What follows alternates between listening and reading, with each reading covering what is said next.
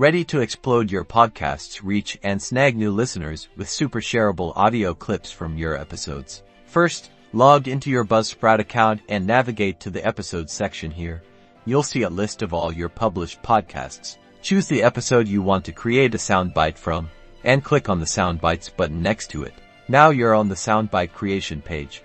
This is where the magic happens. You'll notice a waveform of your audio to start. Simply click on the waveform to select the start and end points of the soundbite. You can also use the forward and backward buttons to make your selection easier.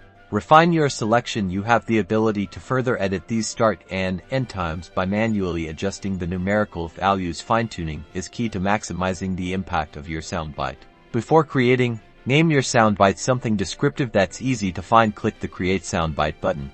Your soundbite is ready. You can download it in different file formats, perfect for various platforms. Buzzsprout also provides direct share options, allowing you to easily post your soundbite on social media directly from the platform. Make those soundbites shareable by using captivating captions and relevant hashtags, like hashtag podcast marketing or hashtag social media promotion, to get yourself found. Use them to tease upcoming episodes, highlight key takeaways, or offer listeners quick, engaging snippets. Good luck.